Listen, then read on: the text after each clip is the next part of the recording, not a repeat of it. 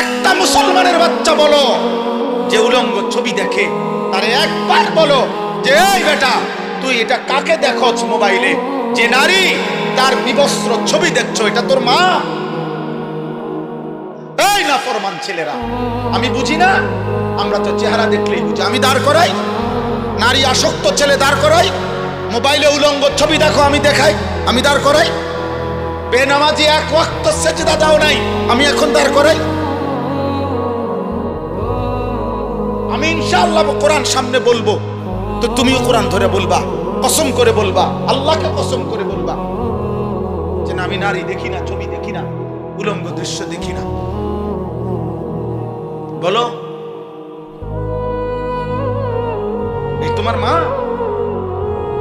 যাকে দেখো সে তোর মা বেটা?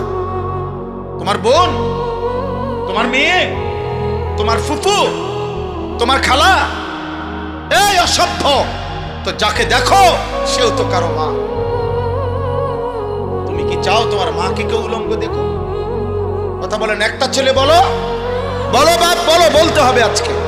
বলো, তুমি চাও তোমার মাকে কেউ বিবস্ত্র দেখো? তোমার বোনকে, তোমার মেয়েকে, তোমার খালাকে, তোমার ফুফুকে? তাহলে তুমি কেন অন্যের মাকে দেখো? সে কি কারো মা না? সে কারো বোন না? সে কারো মেয়ে না? সে কারো খালা না? সে কারো ফুফু না?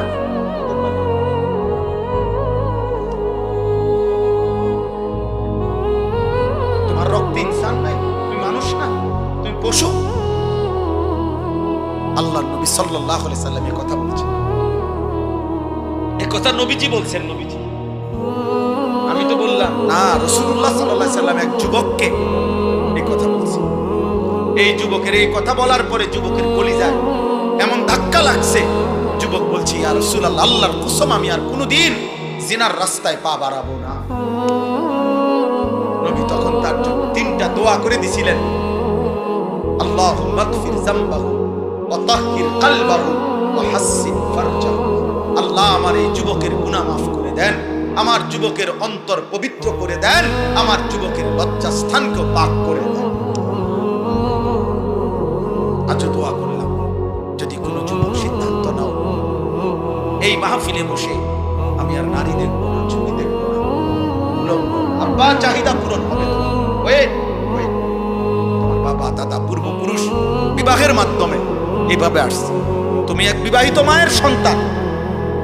আরে বেটা, তোমরা যারা অস্থির ছবি আর নারী উলঙ্গ নাচ গান দেখো, তো তুমি তার থেকে কি চাও? সুযোগ পাইলে তুমি তা করতা, এই তো। তাহলে সুযোগ পাইলে জিনা করতা। এই নারী যদি তোমার কাছে একাকিত্বে আসতো তো কি করতা? ব্যভিচার করতা তার সাথে। তাহলে ব্যভিচারের কারণে যদি সন্তান হতো, তার পরিচয় কি? অথচ তুমি তো এক পবিত্র মা বাবা, স্বামী স্ত্রী, ইসলামের হুকুমে, আল্লাহর হুকুমে এক মা বাবা, এক নারী পুরুষ একত্রিত হওয়ার বরকতে তুমি পৃথিবীতে আসছো।